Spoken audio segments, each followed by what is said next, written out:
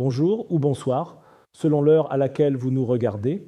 Ici Adnan Benchakroun, votre chroniqueur au micro de l'ODJ Média. Aujourd'hui, il s'agit d'un rêve politique. Comme vous le savez certainement, les élections approchent, elles sont pour l'année prochaine. C'est donc maintenant qu'il faut secouer les habitudes et pousser nos responsables politiques à sortir de leur zone de confort. Les idées folles, utopiques, parfois irréalisables en apparence, sont souvent celles qui ouvrent des pistes nouvelles. Même si elles ne se concrétisent pas toutes, il en reste toujours des traces, des inspirations, des solutions inattendues qui nourrissent le débat public et finissent par transformer la réalité. Alors, de quoi s'agit-il? J'ai fait un rêve. Pas un rêve à la Martin Luther King, mais un de ces songes insolites qui vous collent à la peau au réveil et vous laissent un sourire mi-amusé, mi-amer. Dans ce rêve, le prochain gouvernement marocain annonçait fièrement, devant un parlement médusé, une réforme radicale pour répondre à la crise du logement. Chaque famille de la classe moyenne pourra commander sa maison sur Internet, comme on commande un frigo, une télévision ou autre chose. Oui, c'est incroyable mais vrai, sur Amazon, la plateforme que tout le monde connaît certainement, on peut déjà se faire livrer une maison en kit. Une boîte géante débarque devant chez vous, un peu comme une livraison de meubles Ikea, mais en version XXL. Dedans, des murs préfabriqués, des fenêtres déjà calibrées, un toit qui s'assemble en quelques heures. En 48 heures, vous passez du néant à un petit foyer équipé, avec salle de bain, cuisine et chambre. Aux États-Unis, ces maisons Amazon se vendent à partir de 15 000 $. Pour le prix d'une Dacia neuve, vous dormez dans votre maison au lieu de garer votre voiture. Revenons à la réalité. Au Maroc, l'accès à la propriété est devenu un parcours du combattant. Le rêve d'un appartement de 80 mètres à Casablanca, Rabat ou Marrakech s'est transformé en cauchemar budgétaire. Entre les prix gonflés, les crédits immobiliers sur 25 ans et les frais annexes, la classe moyenne s'épuise. Le logement social à 250 000 dirhams, il est devenu une chimère, souvent mal construit, excentré, mal desservi. Les programmes pour la classe moyenne, censés offrir un équilibre, se sont perdus dans les sables mouvants de la spéculation et de la bureaucratie. Résultat, des milliers de couples jonglent entre loyers exorbitants et crédits impossibles. Et si, comme dans mon rêve, le prochain gouvernement décidait d'oser une piste radicale, imaginez un site made in Morocco où vous pourriez choisir votre maison comme vous choisissez votre smartphone. Vous cliquez sur un modèle de 50 mm² ou de 100 mm². Vous sélectionnez vos options. Panneaux solaires, isolation renforcée, terrasse.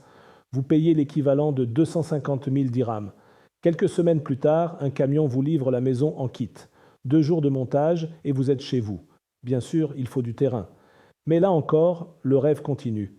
L'État met à disposition des parcelles abordables en périphérie des villes, reliées aux routes et aux réseaux. La classe moyenne ne s'endette plus sur 30 ans.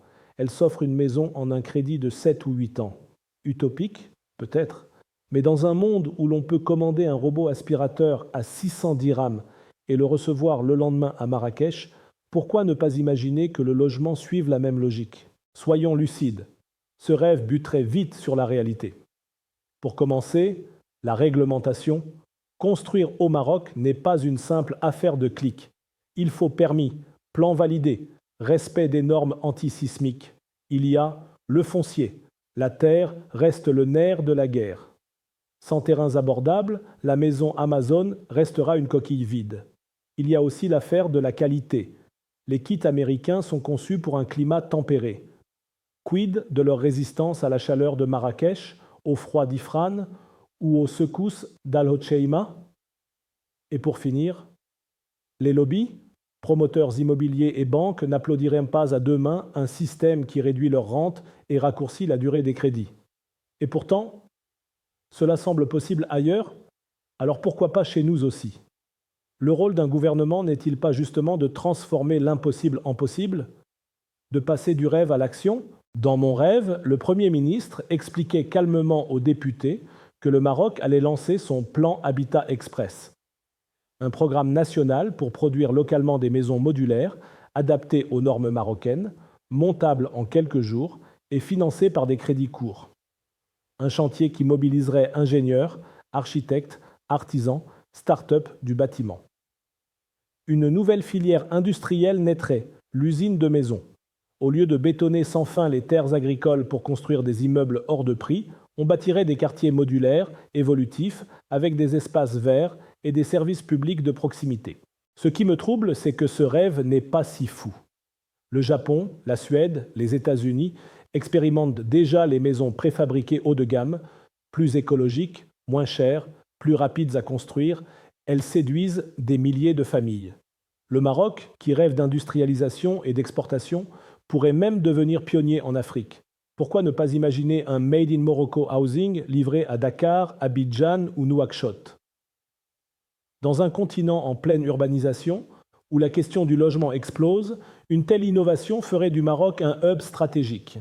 Bien sûr, tout cela reste une chronique d'opinion, un exercice d'imagination. Mais l'histoire nous enseigne que les grandes réformes naissent souvent d'une idée jugée farfelue.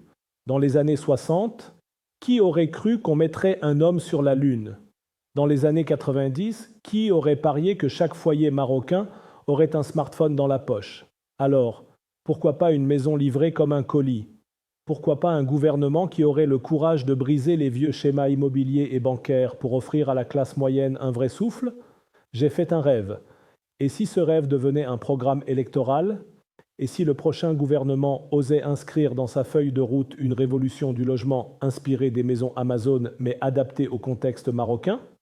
Les rêves, après tout, ne sont pas faits pour rester sous l'oreiller, ils sont des éclaireurs du réel.